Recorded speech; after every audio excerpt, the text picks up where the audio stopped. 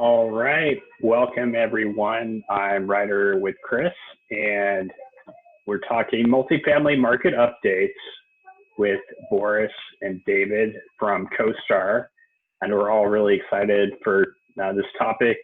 So much going on in the markets, in the world, in the news, and we're all anxious to kind of, get an update on how things are looking from someone with as much data as CoStar. Chris, what do you think? Yeah, like we were just talking about before we hit the record button, I'm seeing pretty good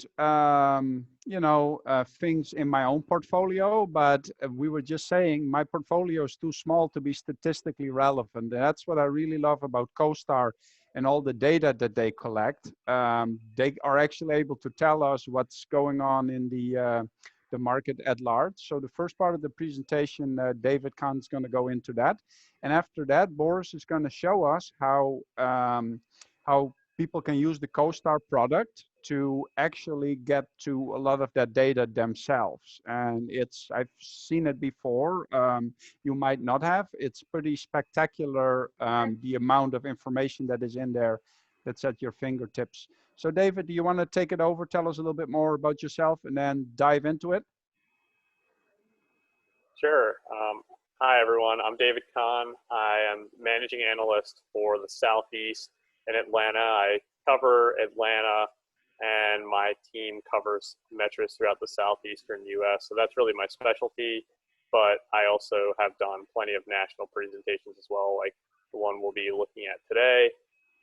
One of about 60 analysts now that we have nationwide who our entire job, we're not the ones calling and gathering data. We're just here to give presentations, to write market and sub-market reports, and to be of service to our clients. So thanks. This is the third year in a row I think we've done this, so I'm happy to be back and have Boris along to show everyone who maybe isn't familiar with CoStar and the power that the multifamily data that we can bring, especially from apartments.com, can bring to someone who is either just getting started in multifamily or has a robust portfolio.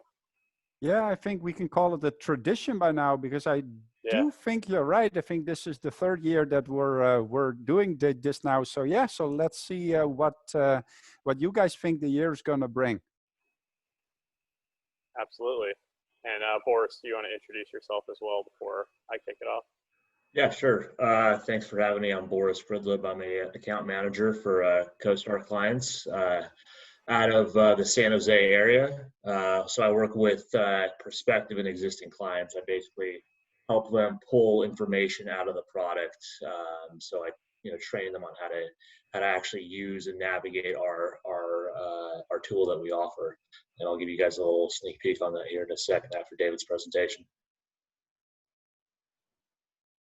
Awesome. So without further ado, I'll get started and give a national multifamily update. Obviously, it's pretty trying times right now in a lot of ways, but there is definitely some good news to point out to. There's some bad news, obviously, as well.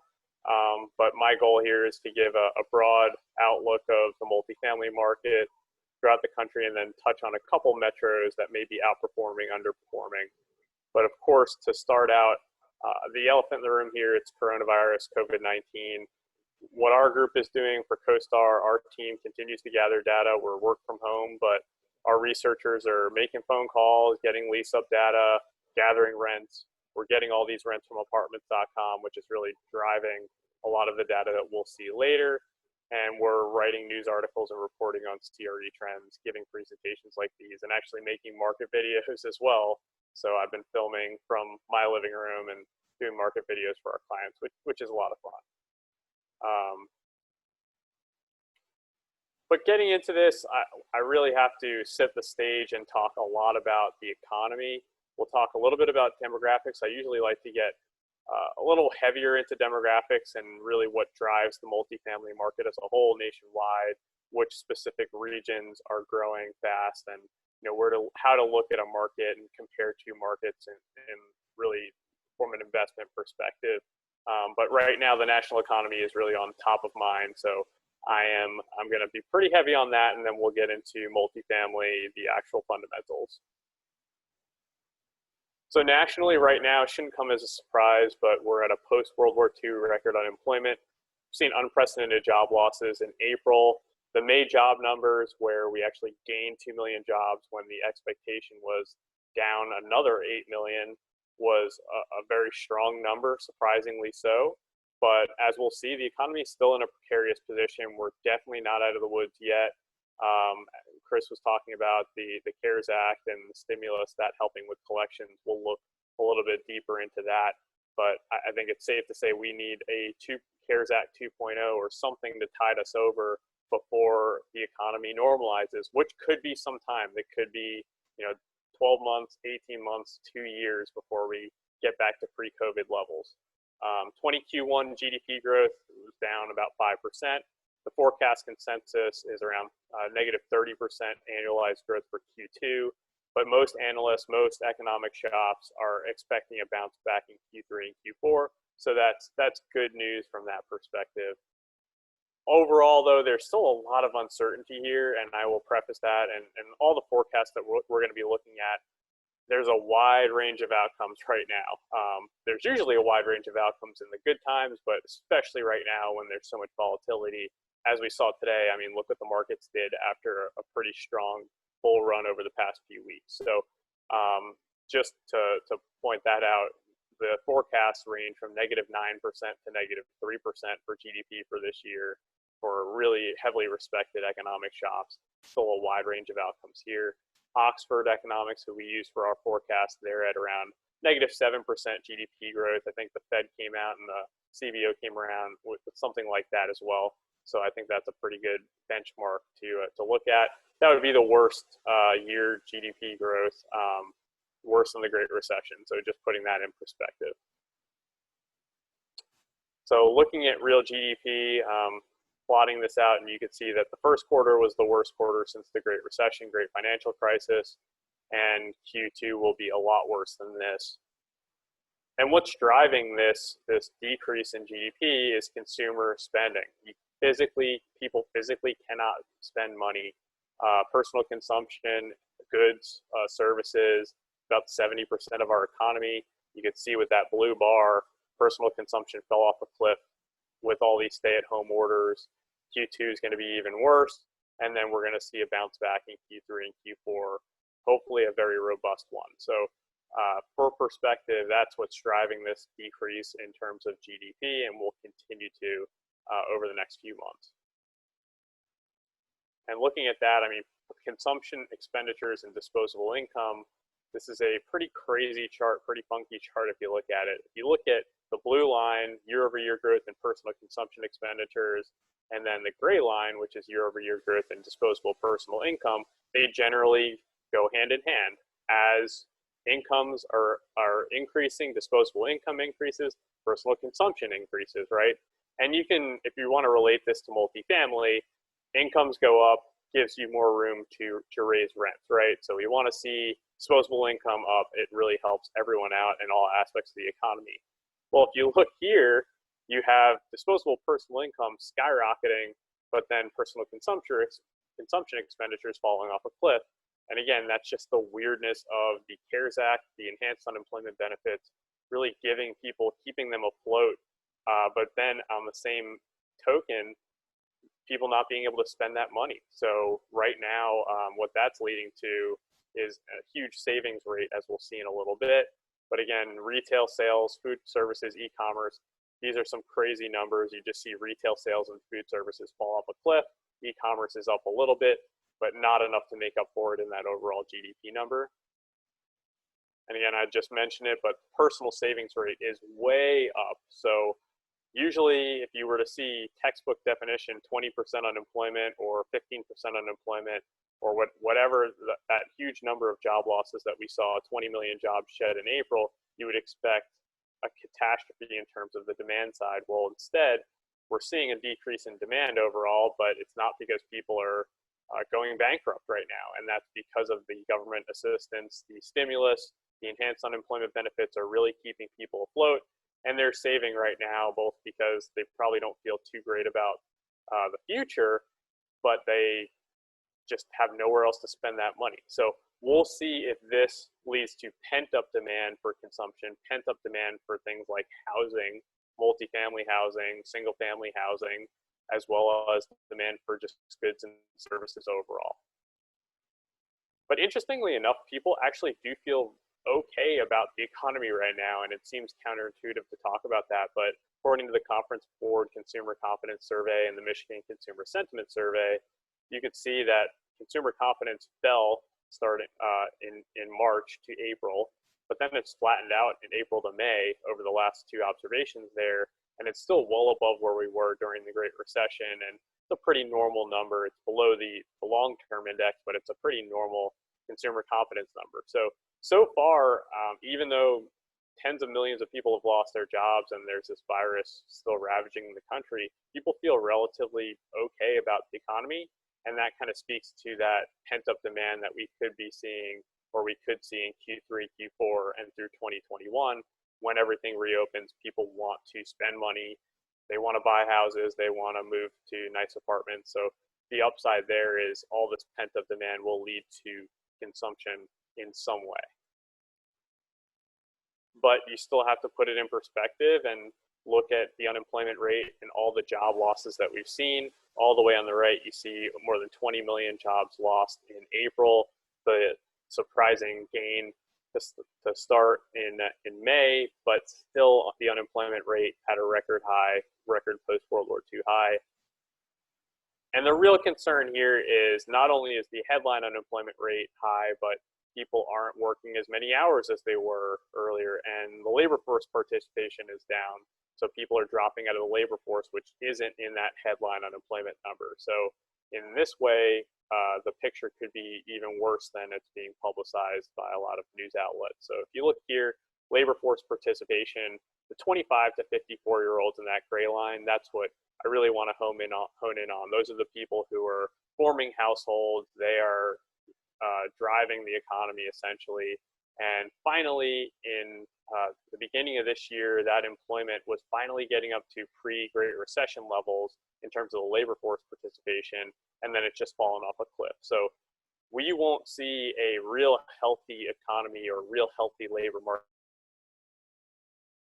until this number gets back up to at least where it was in 2018, 2019. That's when the economy was really hitting its stride in terms of wage growth, in terms of how tight the unemployment rate was.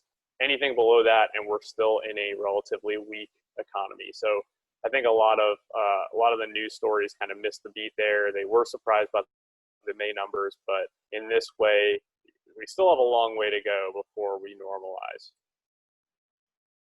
Now, here's starting to take out the crystal ball a little bit. I'll preface this with this is our base case baseline employment forecast from Oxford Economics. You could see the severe job losses projected and then a relatively robust recovery. The severe job losses that are showing here, it won't be as bad as this just because we know those May numbers were positive, and this is accounting for steeper job losses. But that said, that just means that the jobs gained back in late 2020 through 2021 won't be quite as strong. So the forecast, when they rerun this pretty soon, it won't change too much. Essentially what you have is overall employment getting back to pre-COVID levels by 2022. Keep that in mind for the commercial real estate forecast that we'll be looking at. Once you get back to that pre-COVID employment, that's when you expect to see things like demand, things like rents get back to pre-COVID levels. So why are we projecting, or Oxford's projecting, or really a lot of economic shops projecting a strong bounce back? Well, a lot of these layoffs are temporary, or they're being coded as temporary by the BLS. So if you look here, historically, at least 2009 to the beginning of this year, your typical layoff, a firm lays someone off, and they're going to be coding that as a permanent layoff. They're not looking to rehire that person anytime soon. So it's around 10 to 15% are being coded as temporary layoffs. Well, since coronavirus hit, that's around 80%. So firms who have laid people off, they want to rehire their laid off employers. It's pretty unique. It's never happened like this before. So the glass half full here is we will likely see a robust recovery because all these firms who are laying people off, they want to rehire their employees as quickly as possible. Of course, the downside risk is what if a lot of these turn into permanent layoffs and there's more of an economic malaise, or those firms who laid people off temporarily, they go out of business. So there's still a lot of risk there, still a lot of volatility in this. But from just kind of like an overall perspective, the fact that these are being coded as temporary layoffs is probably a good sign going forward compared to if everything was being coded as a permanent layoff and you have 20 million people who are without a job and with no real prospects of being hired back. Now, looking at it by industry, looking at this by industry and relating it to multifamily, a lot of the jobs that have been lost are your blue collar, B and C class renter type individuals. So accommodation and food services, retail trade, even have healthcare, social assistance, because elective surgeries were basically shut off. Some of those low paying jobs. And as we'll see, the B and C class rent growth and occupancies really haven't taken a hit, and that's due to that pandemic assistance and the stimulus as well. You haven't seen as many job losses in, say, federal government, utilities, finance, a lot of those white collar jobs and government jobs. So think about that both from a demand perspective for B and C class apartments, but also a metro perspective where some of these more tourism markets or retail heavy markets compared to, say, like a Washington, D.C., or a heavy government, another heavy government presence market. So looking at that here, which markets have done better so far? Most recent data for the metro level is in April. So these are your leaders in terms of major markets, job change since February.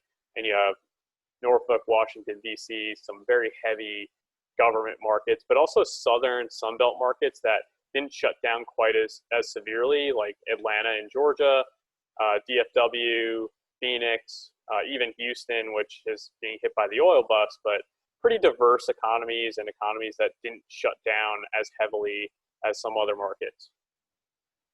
On the other hand, you have heavy manufacturing markets, some of these Midwestern manufacturing markets, but really these tourism markets, California markets that had severe and still have severe lockdowns in many cases, and then New York, Long Island, Northern New Jersey, where the actual virus, the actual COVID did hit harder and more frequently early on, especially in New York City, impacting job growth there. So, when we looked at this, at least to start, and it's very subject to revisions, kind of passed the sniff test here and which markets have performed better and which markets have performed worse.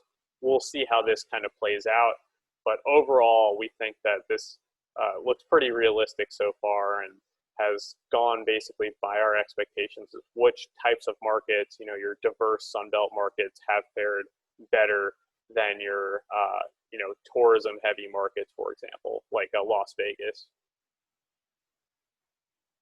So transitioning a little bit to demographics, overall, we like to look at for any kind of national picture for multifamily, population growth. Population growth will lead to household formation. Household formation leads to demand. More demand gives landlords and owners more pricing power, right? Make sure your property is more valuable.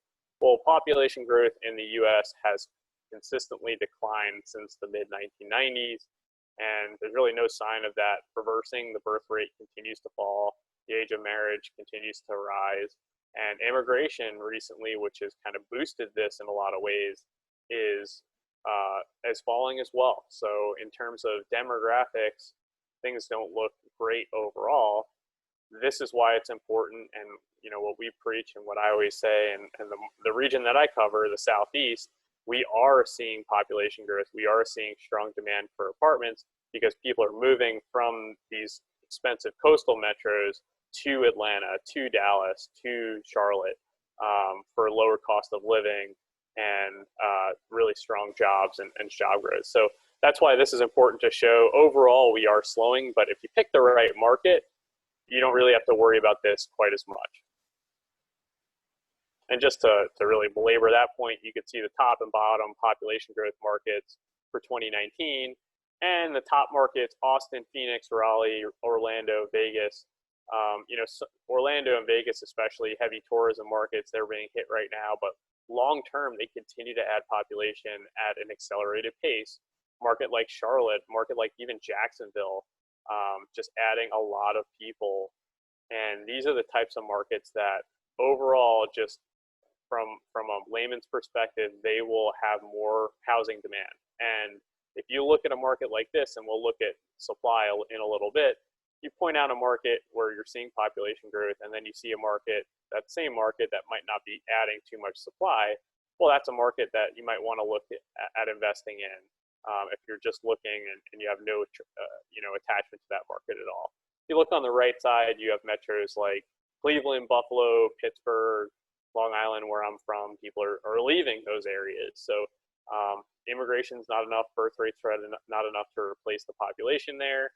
And if you're not adding people, it's really tough long-term to raise rents at an accelerated pace. So, I mean, you could still find deals here. You could still, do investments in those types of slow growth markets and, be successful in that, incredibly successful.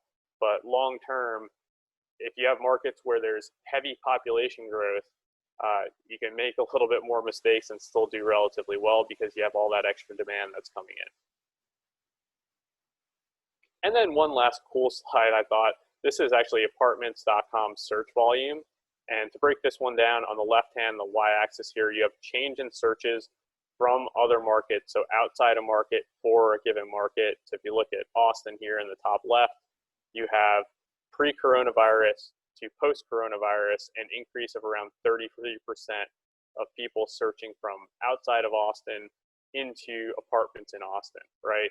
On the x-axis at the bottom, you have a change in search for other markets from that given market. So Austin has seen a huge decrease in people from Austin, in Austin, looking outside of Austin pre to post coronavirus.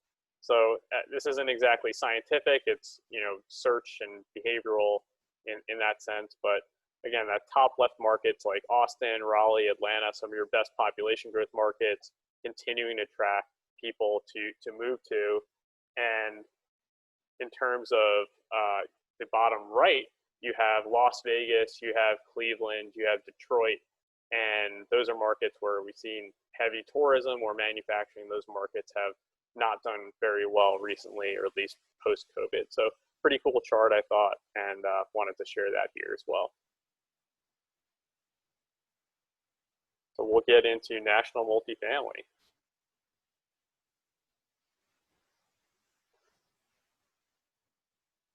And Chris alluded to this before, but the NMHC rent payment tracker, the full month results, and we're partnering with NMHC on this, but essentially collections are normal. And this is perhaps a little bit surprising, but again, this definitely speaks to the fact that the enhanced unemployment benefits, the pandemic assistance, the extra $600 per week that people who are laid off are receiving, that's really helping people make ends meet. And the risk there is if it's not renewed, maybe not if it's renewed in full, or at least partially renewed, we could see mass evictions, and we could see a lot of pain in terms of collections for sure. So that's definitely something, call up your representative, make sure that they know how important this is, because at least in our view, it's been very apparent that how good of a job the CARES Act has done at putting cash in people's pockets and then allowing them to make ends meet, buying groceries, paying their rent, paying their mortgage, and that's really helped keep the multifamily market afloat nationwide. Looking a little bit on supply, so housing starts overall. This is a theme that I talked about the last couple of years or so. We just aren't building as much housing as we have traditionally. Of course, you do have a slowdown in population growth, but we're really not building many housing units, both single family and multifamily. So here, traditionally, we're well over 1.5 million housing starts per year, and average annualized. We are just got to that at the beginning of last year, and we've already seen a decline in terms of housing starts over the past couple months or so, and pretty obvious reason why. But the fact that we haven't built too much since the Great Recession has helped our housing market, our multifamily market, our single family market recover from the housing bust of the mid-2000s. And this led to some really strong performance overall heading into the coronavirus pandemic. And one thing we got to talk about too is the home ownership rate. So the home ownership rate, people like to talk about, okay, that's a big risk for multifamily demand, because if the home ownership rate rises up to where it was back in 2005, that's millions and millions of renter households that could go back in and own homes, right? And that could be a risk for multifamily demand. Well, if you look at it on a really long time period, a long wide scale, that's the outlier. The 2000 to 2010, the real housing bubble era.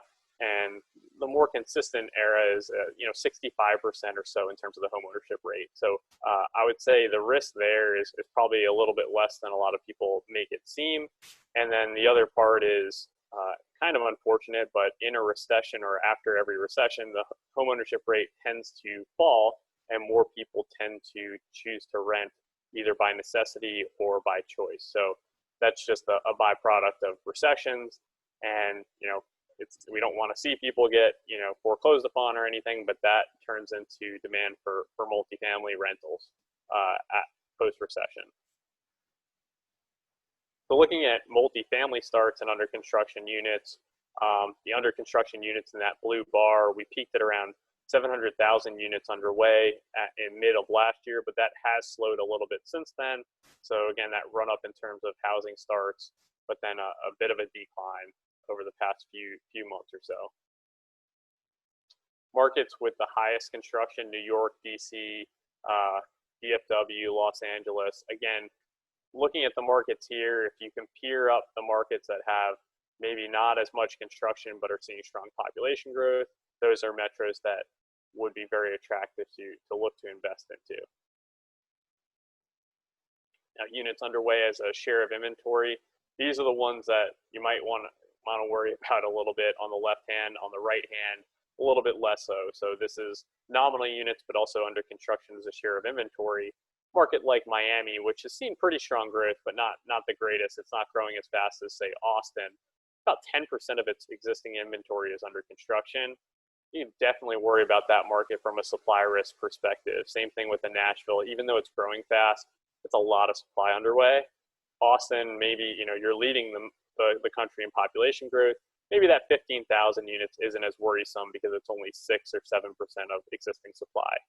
On the other hand, you have metros like Orange County, Sacramento, Cleveland, Indianapolis, and the key here is to look for markets that are growing and are seeing population growth overall, but aren't really adding too much supply. One at the top of the list there, we'll see where I am, Atlanta, where we're not building a ton of housing, especially compared to our history, but we're still seeing really strong population growth. So again, that's what I like to preach. Look for markets that aren't seeing a ton of supply and don't have as much supply risk, but are still seeing that strong demographic growth. Now here's our multifamily fundamentals base case forecast. So keep in mind the demand here, the orange bar, that net absorption year over year. That is very contingent on the job numbers that we're seeing. So what this base case scenario has, supply to be relatively strong, demand to fall off and go a little bit negative this year, causing vacancies to rise. I will say it's likely that we will outperform this as long as there is a renewal or some kind of a CARES Act 2.0 to keep evictions low and collections high. That's the biggest risk. If we don't see a renewal of that, this scenario is definitely plausible, but the trends that we've seen over the past few weeks or so are very positive from the demand perspective. We aren't seeing a negative absorption. We aren't seeing evictions. Well, you can't really evict people, and we're still seeing strong collections. So this is definitely a more of a downside risk scenario at this point, but it's still realistic if we don't renew that CARES Act. You look at something where we do, it would be still an increase in vacancies, but nothing as dramatic as this. But it's interesting to note, even with that forecast, the only properties that are being affected in this model are those Class A properties, that 4 and 5 star, the Class A in that green bar. So you see there, those are the properties with the elevated vacancies competing with other new properties, and then the 1 and 2 star and the 3 star. So your C class and your B stat class stays relatively steady even through this crisis. So far that's held true, And as long as those people who are renting the B and C class, the food service workers, the retail trade, they aren't laid off, or they are rehired, or they still have some stimulus or pandemic assistance, then that demand will be sticky, and that will allow for vacancies or occupancies to remain relatively high in those classes. So what's this mean for rent growth with rising vacancies? Landlords lose pricing power. So what you have here is that red line, overall rent projected to fall, rent growth going strongly negative. But again, this is contingent on really no additional government assistance here. This is a worst case scenario at this point. Even in this worst case scenario, though, you have rents recovered to pre-COVID levels by 2022. So even in this really bad case, you still have rent growth recovering and then slightly recovering through the latter years of the forecast. I would say this is a pretty rosy picture considering, Great Recession. Heading into the Great Recession, it took all the way until 2013 for rents to get back to 2008 levels. Here you have that returning in just a few quarters or so. So again, kind of temper those expectations. I would personally expect to see less negative rent growth than this, and we'll see exactly why. But again, there's still that risk out there if there is no additional government assistance to help people make ends meet. So here's year-over-year rent growth top markets. I took the top 50 markets, and we're going to see 2 slides on this. So these are the best ones for rent growth so far on the left hand, and then on the right hand, you kind of have the middle to okay performers. And interestingly enough, you have a lot of those Rust Belt markets. Phoenix, Inland Empire, those are fast-growing markets, but you have like Indianapolis, Cincinnati, Providence, Detroit, which has seen massive job losses. And the reason for that is the supply. And when there's not a lot of new supply competing with existing properties, those existing properties can still keep rents relatively stable. When you do have a lot of supply coming, you'll see a lot of pain, as we'll see in the next slide. But here left, and even the right, you have a lot of those slower growth Rust Belt markets. Even if they are hurting in terms of the economy, there's just not a lot of supply to compete against. And landlords have been able to keep rents relatively stable over the past few weeks. Now, the bottom market's a different story. It's still a lot of fast-growing markets, but with those markets, if you have a ton of units in lease-up or under construction, like in Atlanta, like in a Dallas-Fort Worth, you're going to see some negative rent growth. The markets that are being impacted the most, San Francisco, San Jose, there's decent amount of supply, and those rents are already sky high. So if any kind of a disruption in the market there, landlords will have to lower rents because there's any modicum of competition, people can just pick up and either move to a different place or move to a different metro, honestly. So not totally doom and gloom like a lot of people seem to be on the Bay Area in terms of rentals, but definitely a long way to go. Orlando is another one, heavy tourism markets being impacted, but as we could see, it's that heavy supply. Miami we looked at before, Boston we looked at, Austin. That's what's really impacting the rent growth here, along with, of course, the economic impact of COVID. So here's the base case forecast for your star ratings, and you could see the 4 and 5 star, just like vacancies, are projected to go higher. The rent losses in the A class, the 4 and 5 star, are expected to be deeper. And then a less robust recovery than the other classes. But here's why I'm a little bit more optimistic than those rent growth projections, and that's our multifamily daily rent series. So this is driven by apartments.com. We're getting millions of rent observations every single day from people advertising on apartments.com. So we can create a series where we're plotting out rents on a daily basis to see how they're trending.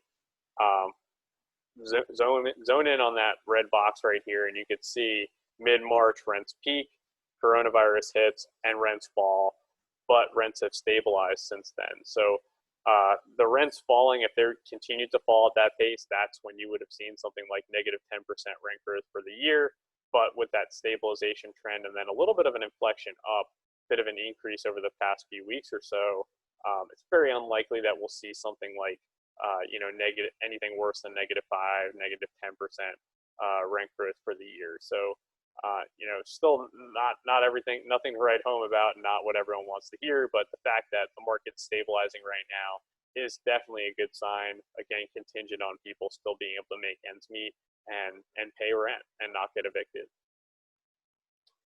And finally, we'll add a little bit on transaction sales volume. This is a true chart. This is not a mistake. If you look all the way to the right, Q2 is almost done, and we have basically seen 0 sales. I think there's a little sliver there, but the capital markets have essentially completely shut off at this point. You see an occasional sale, some smaller properties selling, and then I know Greystar's picked up a few deals, but very rare to see transactions go down since March or so. But then looking at pricing, how will our NOIs and how will cap rates and how will everything factor into pricing? Well, we've seen that huge run up in terms of pricing from late 2009 to really present. We haven't seen a decrease in pricing just yet because there haven't been many trades. But according to our same store pricing model, if we do see that NOIs take a hit, we will see pretty substantial value losses, but then values recovering to pre-COVID levels a little bit later than rents do, just because of how high vacancies will remain and all that hangover excess stock from new supply. But here again, keep in mind, Great Recession 2007 was when values peaked, and it took until 2012 or so to get back to that. Typically, you hit a recession and your values are going to be down for quite some time. And in this case, or at least the base case, we have a relatively quick recovery. So to wrap this up, and then we'll get to Boris, multifamily has stabilized over the past few weeks. Definitely a good sign. If recent trends hold, we could definitely outperform the outlook, or at least the base case forecast that I've showed here.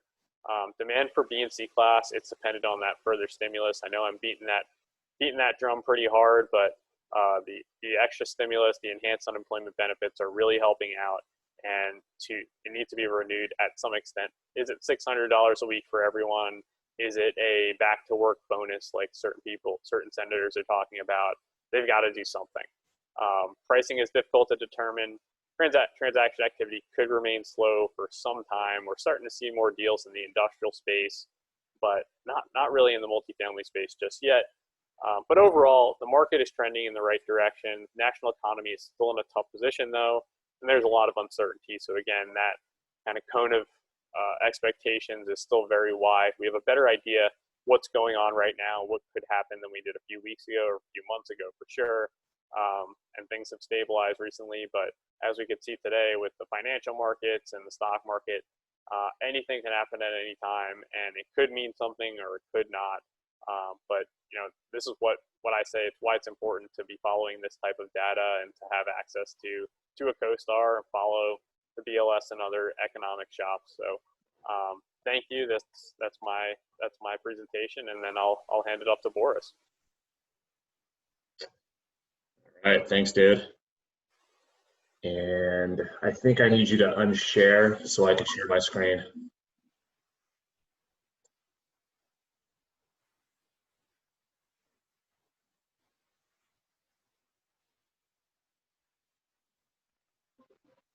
All right, you guys, can you see my screen? Yep. Yeah. Yep. Awesome. Cool. So once again, I'm Boris Fridlib. I'm an account manager with CoStar. I work with prospective and existing clients and basically show them how to use our database to pull the type of information that David just went over with you guys. So today, what I'm going to do is I'm going to kind of do a brief demo of CoStar from an investor's perspective. So what we're going to do is we're going to go over identifying markets. We're going to do market analysis, so dive deep into a specific market. And then I'm going to go over how to source investments into a market once you've identified where you want to invest. And for this focus, what I'm going to do is I'm going to focus on sourcing opportunistic buys. So maybe taking advantage of what's going on right now to see if we get some sort of a discounted deal. And then from there, we'll go into evaluating those deals. So I'll try to move pretty quickly here, hopefully 15 minutes. So to start with sourcing markets, what I'm going to do is I'm going to go to our analytics section, markets and submarkets. And what you're about to see here is a map with a bunch of blue dots on it. All the blue dots represent major metros where we're collecting information. So I could filter between different product types. I'm going to stick to multifamily here.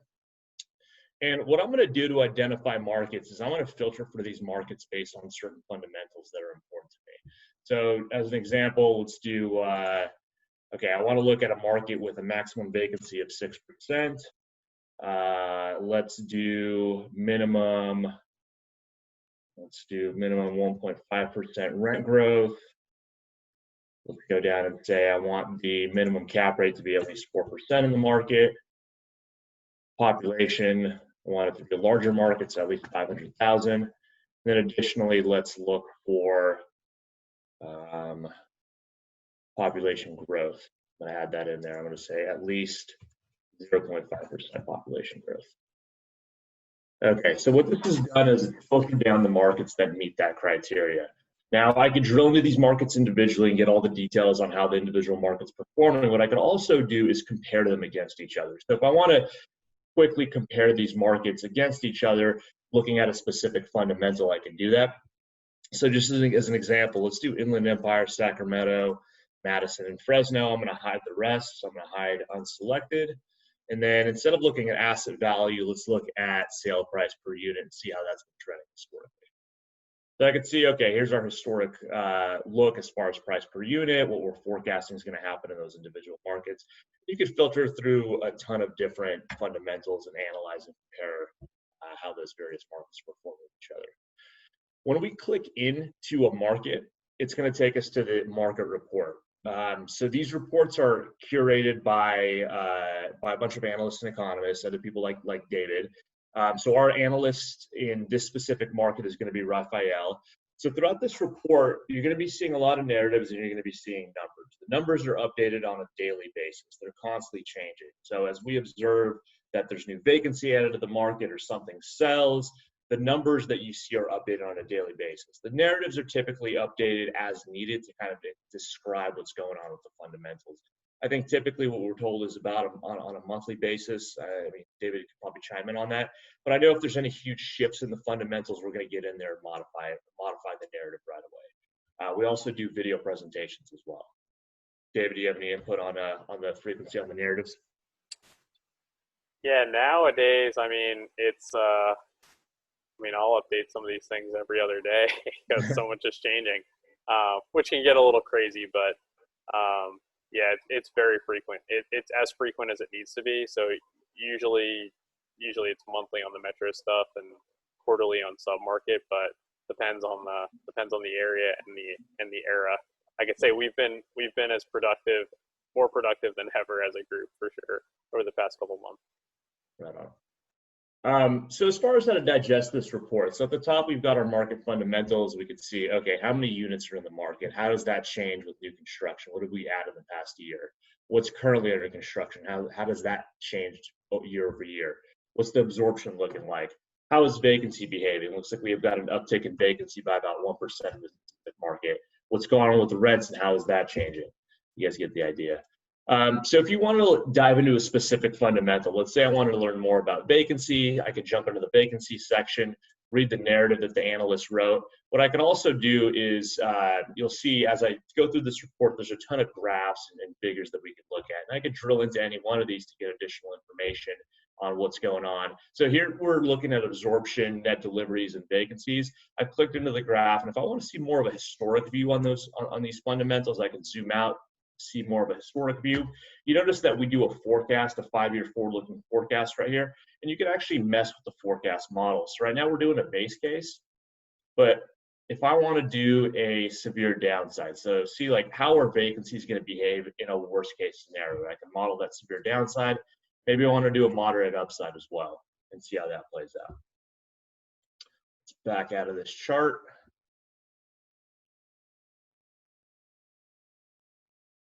All right, there's a bunch of different sections we could drill into. We could look into see what's going on with rental activity, look at daily asking rents per square foot, see how rents have been changing, what's going on with rent growth. We could drill into construction activity, understand what's going on with new development, proposed development.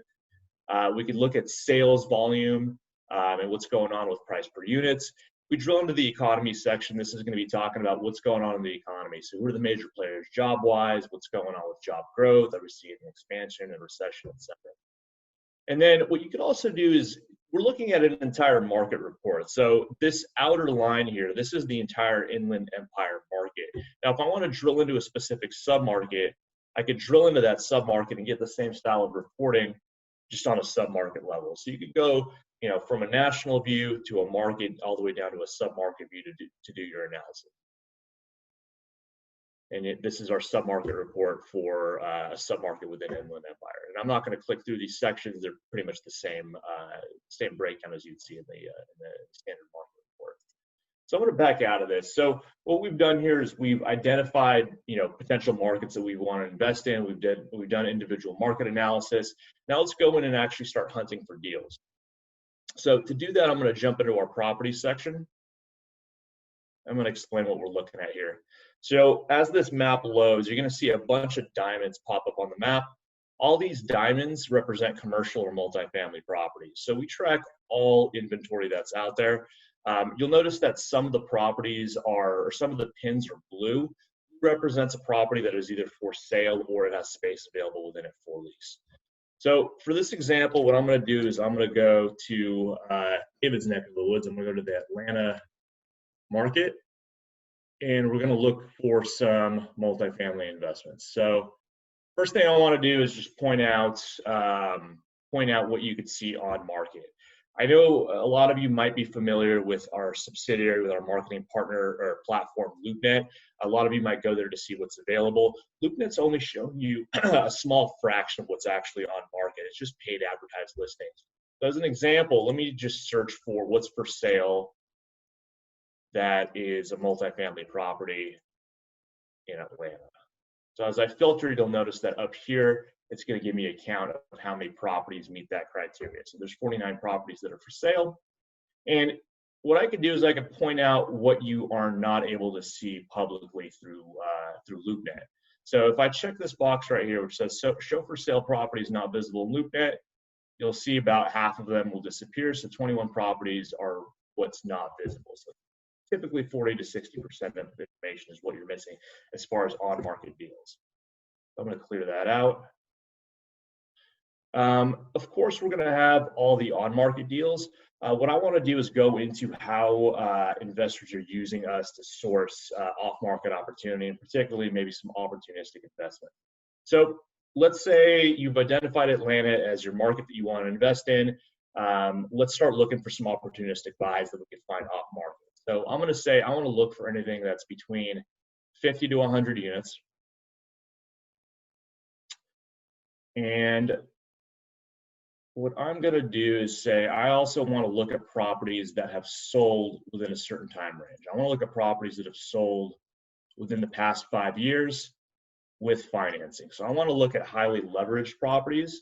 And then additionally, what I'm going to do is I'm going to say I want to look at properties that are having some vacancy issues. So I'm looking for an owner that, you know, might not be able to cover his debt service right now. So let's go ahead and filter by vacancy. And I want to say the minimum vacancy I want to see on these properties is going to be 6%. I hit done. This is going to kick back a list of properties that meet that criteria. All right, so here's our list of properties. We've got 46 various properties that we could drill into. Let's check out this one at 1831 Briarcliff Drive. And I want to just kind of show you guys the type of detail we have on an individual property. So this property is not on market. It's not currently for sale. Let's see the type of information that we have. So it's an 82-unit property. Total rentable square footage is going to be 127,000. It was built in '79, renovated in 2006. Currently has 11% vacancy. Average rent per unit is about $1,700, and average rent per square foot is right there as well. We could see the last time that the property sold was in 2015 for almost $14 million. We could see some information on the financing behind the property. So they're highly leveraged. They have about $10 million in financing on this property. We could get additional building information if you need that here. So it's a two-story properties. There are 15 buildings total that make up the multifamily community. It's individually metered, 200 parking spaces on the property. Information on the lands right here, and all the amenities are listed out as well. So I'm going to dive a little bit deeper here. What I want to do is I want to look at the unit mix. I'm going to click on the unit tab. This is going to list out all the various unit mixes, and it'll also tell me what they're renting at. And you can see that we updated the rents on June 2nd. So this is a property that feeds us rents through apartments.com, and that's how we're able to capture all this information. If I click on this comps tab, I could actually see how this subject property is performing compared to its competing multifamily properties around it. So in a second here, you're going to see a bunch of green pins drop. I'm going to scroll down a little bit and explain what we're looking at here. So we're looking at 17 other multifamily properties, and the way that we're bringing in these multifamily properties is we track how renters behave when they visit apartments.com. So if they click on this subject property, we're going to track which other properties are they most likely to click on, and then on the CoStar side, they become comparables. So these are the 17 most comparable properties as driven by renter traffic on apartments.com. If I scroll down over here, we're going to list out all the competing properties, and what I could do here is I could stack rank our property against the competition in various ways to see kind of what's going on. Maybe I want to understand, how is it performing on a rent per square foot basis? So on a rent per square foot basis, it's telling me that it's kind of towards the bottom, $1.13, where the average might be something more around $1.33 per square foot. Maybe I want to see what the vacancy rate or occupancy rate is like compared to the peers. List that out. So just a way to kind of do some quick analysis. What's going on with the market? What's going on with the competition? How's our subject property performing? So let's say, we like the property. We want to understand more about the neighborhood. Maybe I want to understand more about the demographics. If I click into the demographics sub-tab, it's going to give me all that information. So I can look into population, projected population. All this is broken down in a 1 mile, 3 mile, and 5 mile radius, average age, median household income, etc. We could really dive deep here. We could look at population by race, owner-occupied versus renter-occupied information, household income information, etc. I'm going to click on the assessments tab really quick. And what I want to point out is this property is off market. Let's say we want to solicit the owner and we want to see if we could potentially buy this off them, off the market, just give them an offer. So if you guys went to a title company and you said, hey, who owns this property? They're going to come back with RG Merchants LLC. Doesn't tell us much. So what we do on the CoStar side is we pierce the corporate veil and we find out who the actual owners are. So behind that LLC, we've got CGI Strategies, or the actual owner. And if I click on them, this is going to open up a profile for this ownership group, give me all the information on them. So they own 24 other properties. Here's a Rolodex of all the individuals at the company that we could talk to, phone numbers and titles, and we've got emails for all of them as well. I want to see what other properties they own to understand what their portfolio looks like, how leveraged are they on their other assets. I could see a list of their individual properties, and you could actually search for them in a detailed view. We can drill into them individually, kind of see what kind of financing they have on the property, what's going on with the vacancy. Right. Close this down. So this is how owners will use us to identify potential off-market opportunities. One thing I want to point out through the contacts tab, if you ever click into here and we might be missing information, maybe we didn't pierce the corporate veil and find out who the true owner is. If you scroll all the way down to the bottom of the contacts tab, you'll see that there's a CoStar researcher assigned with every property within CoStar. And if we're missing any information or you want us to look into something, you can always ping the researcher attached to that property. It'll open up an email prompt with the property address already populated here at the top.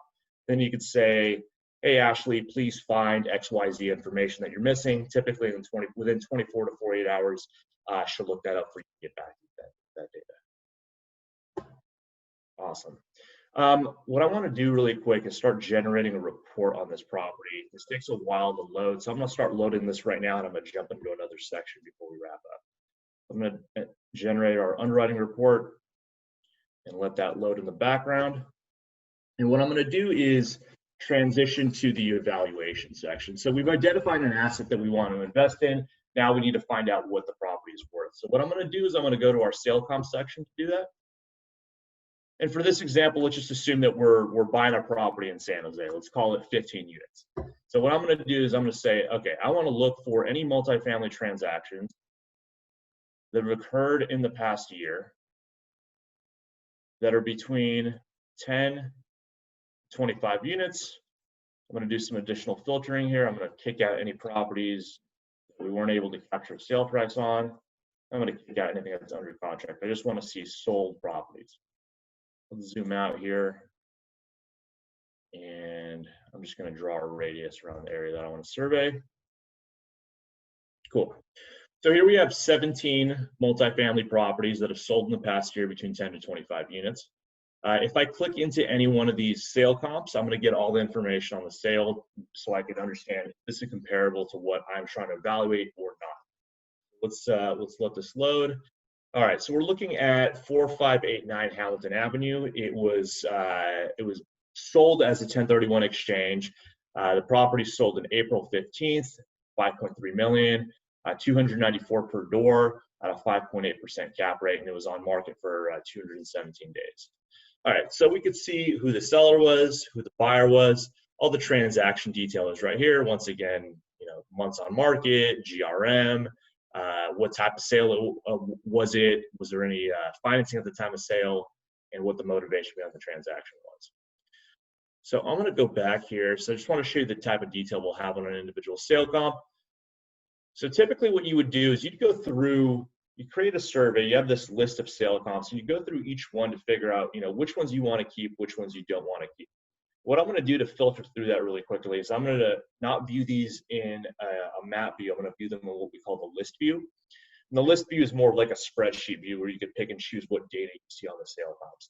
So what I'm going to do is I'm going to stack rank this list by price per unit. And I'm going to kick out some that just don't make sense to me. So here's a couple that are just way too high. These don't tell the story that I want to tell. So I'm going to remove these. And there's a couple here.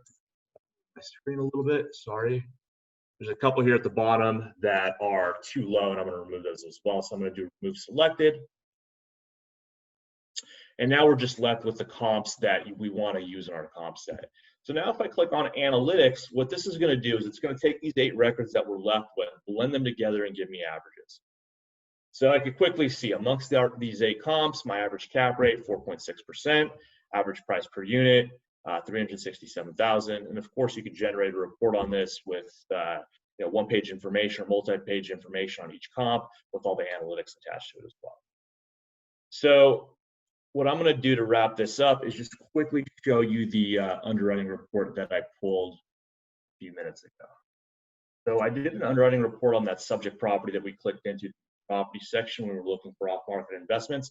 And what the underwriting report does is it really takes all parts of the database, of the CoStar database, and it combines it in one report surrounding a specific property. So you could pull an underwriting report on pretty much any asset within CoStar. Doesn't need to be on market. It could be any asset that we track, as long as it's multifamily, industrial, office, and retail as well. Some of the specialty ones like self-storage or hospitality, we haven't come up with underwriting reports for those yet, but it works. Anyway, let me go through what's in this report. So it's a 120-page report. I'm not going to go through, sorry, this one's a 165-page report. I'm not going to go through every section, just kind of give you guys the highlights. So what we're going to do is start with information on our subject property. So here is our subject property. We have, all the building information, unit mix, amenities, side amenities, etc. Let's go back up to the top. I'm going to just use the table of contents to jump around here. After the subject property information, we're going to have our rent comp report. So this is where we're taking a look at all of our 17 rent comps. So I'm going to scroll through this rather quickly. This is going to look at all of our comparable properties and list out all the information on those comps and how they're performing, so you can understand how our subject property is performing against those various comparables. Go back up to the top. After that, we're going to have a construction report. So the construction report is going to be talking about what type of development activity is going on around our subject property as it pertains to multifamily development. So we're going to look at what was recently delivered, what's currently under construction, what's proposed to break ground in the next 12 months. So this is a pretty meaty section. It's going to have information on, like I said, all the projects that have delivered, that are under construction, and all the projects that are proposed as well. Go back up to the top. I'm going to jump into, after the construction section, is the sale comp section, and this is where we're pulling in nearby sale comparables and giving you averages on what's going on with investment activity, so you can kind of evaluate what the property should sell for. And then after the sale comp section, what we're going to have is our demographic report. So I'm not going to click into that, but it's just your basic demographics, age, ethnicity. Let's second. Household size, population, etc. And then after the demographics, what this report is going to do is it's going to take the submarket report that the property lies in, it's going to add it to the end of the report, and then it's also going to add in the full market report. So these are the reports that we clicked into at the beginning of the presentation, and they're basically added on here. And this becomes what is our underwriting report. It kind of just takes from all pieces of CoStar and puts together one sort of investment package that you can take to present to your investment partners or your lenders, etc. So if you guys are investing in properties, I'm sure you're probably working with brokers. Brokers have access to all this information. The reason why investors use CoStar themselves is a broker is often motivated to transact on a property as quickly as possible and for as much as possible. What this does is it puts the information right at your fingertips. It puts you in the driver's seat to make sure that, when you're making a multi-million-dollar investment, that you're, a couple percentage points at least smarter, and that you're not getting into a bad deal. So that's kind of why owners use our information. If you guys are interested in kind of learning more about CoStar, you want more information on how you could use it, or you want information on pricing, by all means, just reach out to me privately, and we can talk about different packages and what works best for you. So that's all that I wanted to share. I'm gonna go ahead and pass it off to Chris and Ryder. Okay, yeah, wonderful toys. It's like it keeps getting better every time you demo it. Have there been improvements over the last year? Because I think I saw some stuff in there that you didn't show us on the demo last time. Yeah, I mean, we're constantly adding to the product. We recently, I don't have my screen up anymore, but we recently added a public record search interface. It basically allows you to search on any publicly available information on a parcel, including current loan information with loan maturity dates.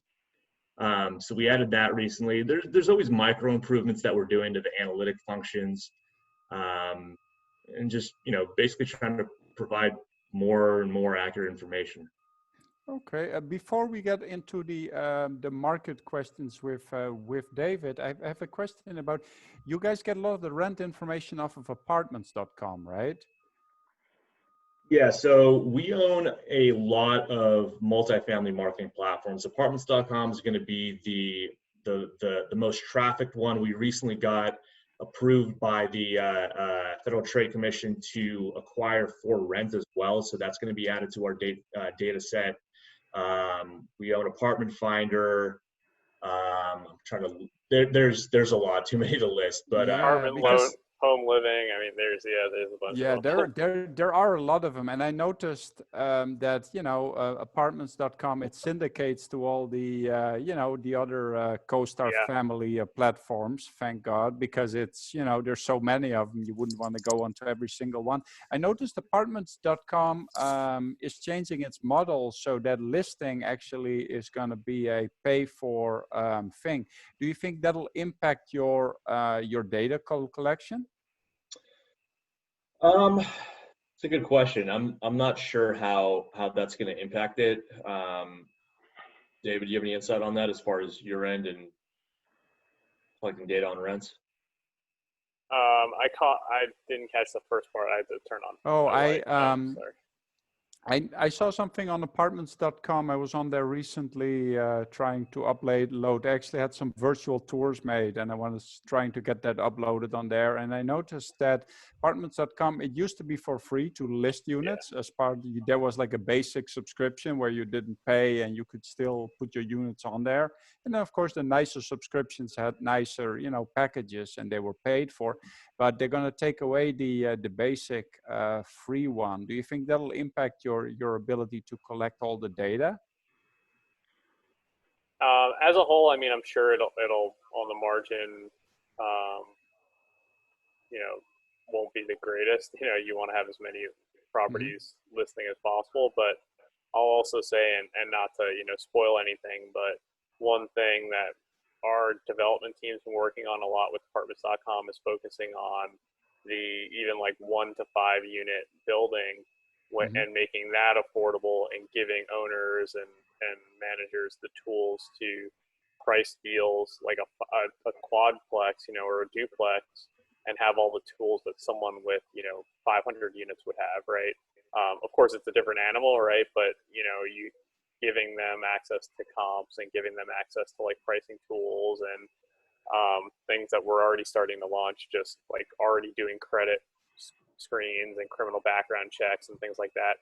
So that's been the focus, and going away from maybe just a free basic listing where you're kind of at the bottom of the list anyway, but then saying, all right, if you pay not as much as the big boys are playing, the big players are paying, and you get your duplex or fourplex or 10 units on there, you'll have some of the similar tools that a Greystar would have. I mean, and it's not going to be one-to-one, but it's still really helpful. So that's been the real focus, and kind of the reason why we'll shift away from the I guess free model, and to that is just provide more value for the smaller players and people who are just getting started in the industry, because there's a huge need for that.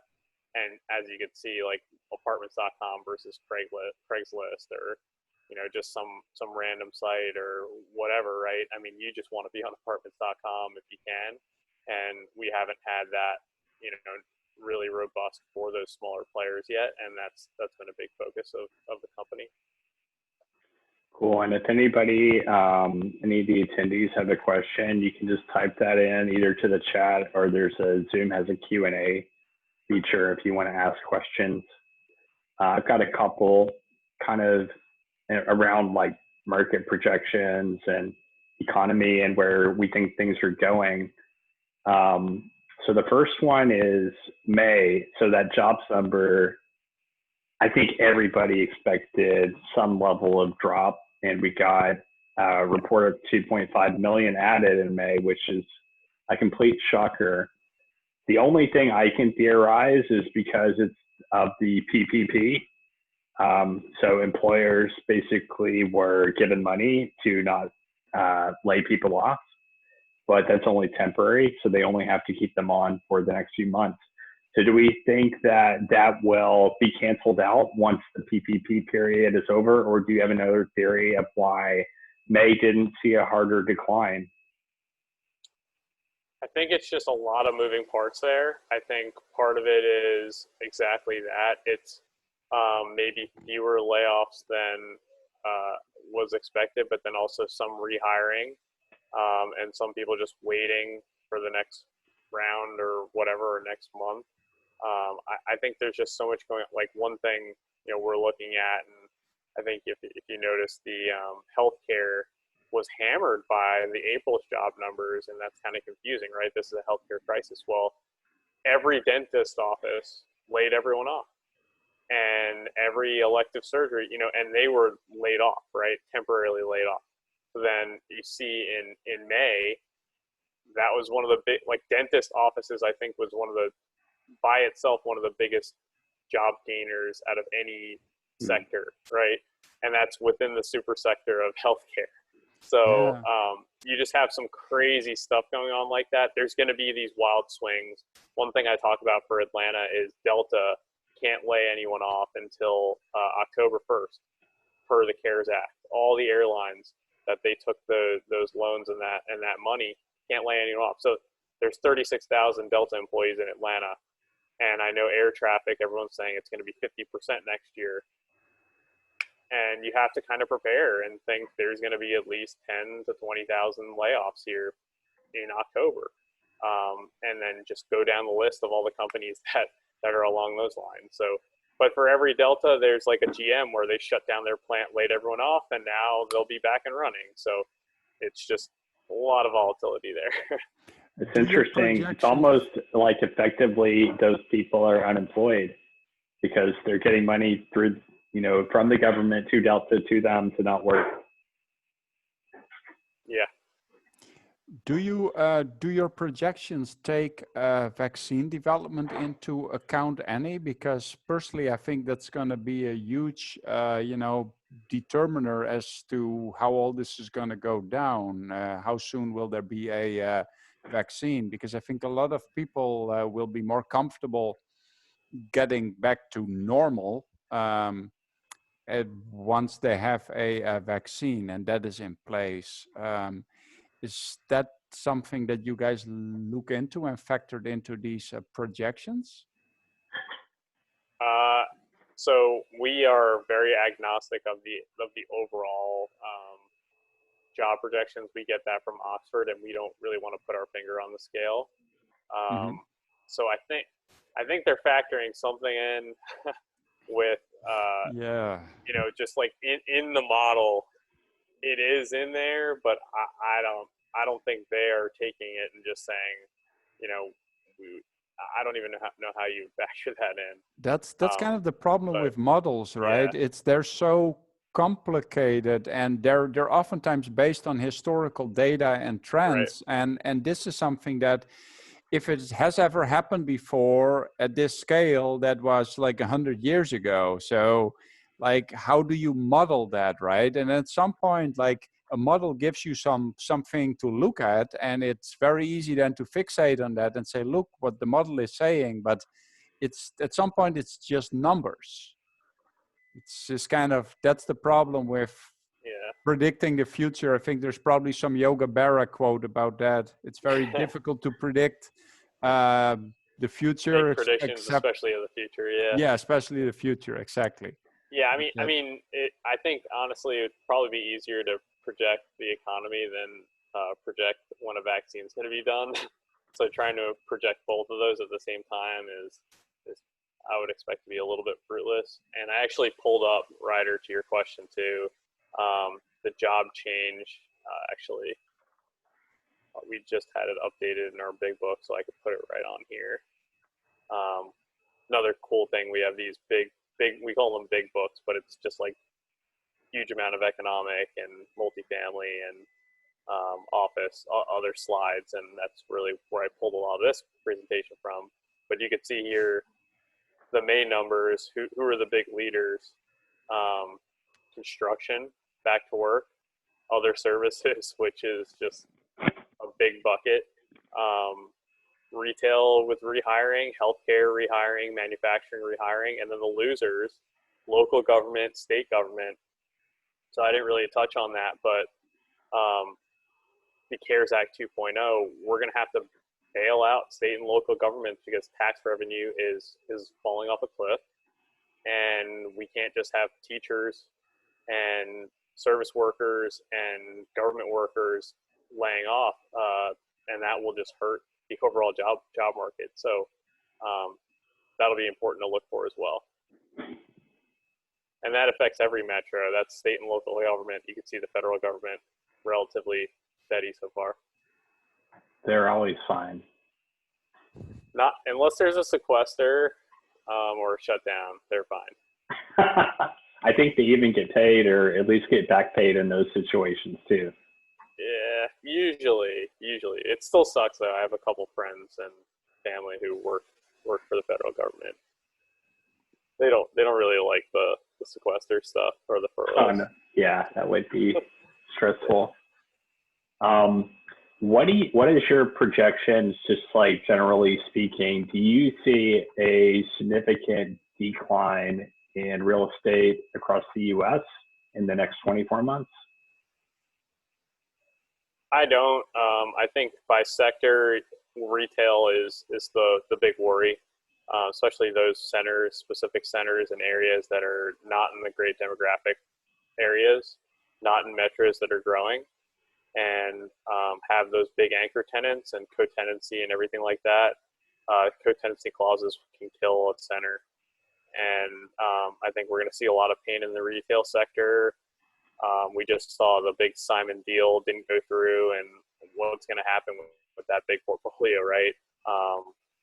It's going to have to go for a really bargain basement price, right? Or not sell at all. Multifamily, got to live somewhere. And as long as we can kind of bridge this gap between all this unemployment and when we rehire people, you know, maybe we'll lose some pricing power. Maybe we'll see some more softness in rents, but again, you got to live somewhere. And multifamily has proven to be pretty resilient. We're not building a ton of housing right now. We're not, you know, it was a financial crisis the last time, but it was a housing crisis, and now it's not. It still impact us, but not that big of a concern. And then the office market, there's kind of these, I don't want to call them conspiracy theories, but people thinking we're going to all go to remote work and no one's going to want to rent nice new offices anymore and everything. And, at least here in Atlanta, Microsoft just signed for a huge 500,000 square foot deal, and they're setting up a huge center in Midtown, and that's during the coronavirus, right? So if there was a time to back out, this would have been it, and they're not, right? I think a lot of that's overblown. I think we could see a little bit more remote work, maybe satellite offices, maybe a reduction in footprints here or there, but overall people want to be in nice new offices, and I don't think people will want to go away from living in cities and urban environments just because of something that happened now, and I don't think it'll change long-term behaviors. Industrial's obviously doing quite well right now. So the big thing too is like lending, Dodd-Frank, and all the capital, all of the loan requirements, LTVs, or at least the commercial real estate market. It's in pretty good shape heading into this, and of course things could take a turn for the worse, but firms are pretty well capitalized. It's not like the last crisis when it was a real estate was a ground zero, right? And this time it's certainly not the case, and we could see the after effects, but right now, other than retail, the other property types don't seem like they're over their skis right now. I'm almost happy that, because a lot of people were saying, oh, the recession is coming, the recession is coming. I mean, I've been saying that for how many years now? And it just didn't come, and I just kind of feel like now at least we know we will know that we've had one. And, once we start to pull out of this, we should have some clear sailing ahead. Yeah, if we bounce back, I mean, that's the hope. It's just the gotta get through it. Got to get through it. Yeah. Yes, but then at least we have it over with. What are your thoughts on the V mark shaped versus the U shaped versus the check mark shaped versus the pie shaped recovery? I haven't heard the pie shaped one, but I think the Nike swoosh seems to be, and that's what the Fed and the CBO is baking in. Like I said before about the labor market, that'll be key for me, and how many people come back into the labor force. Because even if, and the Fed projection is like 9.3% unemployment by the end of the year, and people are like, oh yeah, that's not so bad. That's still the worst unemployment pretty much ever, right? Except for the Great Recession and 1980, right, during the Volcker increase in rates. And so that's a really bad labor market. If there's still a trajectory to bring people back, then good. But again, don't worry about the national debt at this point. Pump money into the economy. Nobody else sure is. Yeah, I mean, get people back spending money, paying their rent, keep things afloat, worry about all that other stuff in the future. Because right now, we can't be treating this like it's just another recession. This is something different, something special. CARES Act, I think it's safe to say, pretty much a tremendous success. Yeah. Sure, here or there is 600 too much for certain people, probably. But I think the sign from the Fed and the sign from, at least seems like political consensus is, let's go big and worry about it later. Rather than go too small, which, we went too small last time in 2009, 2010, and it took a long time to recover. So, that I don't want to get on my soapbox too much, but I think it's pretty clear the CARES Act has done a lot for multifamily in particular. I totally agree. And we need more. I think that's a great note to end on, unless you have any further questions, Ryder. I think that's all good for me. Good. So Boris, David, thank you so much for being with us and the VIG meetup again. We're going to make sure we post this for everyone that couldn't attend in person. And yeah, I think this being our third time, this definitely is an annual tradition now. So again, thanks guys, and enjoy the rest of your night. Thank you. Thanks. You too. Thanks, Have a guys. good one. Thanks, everyone. Bye. Cheers.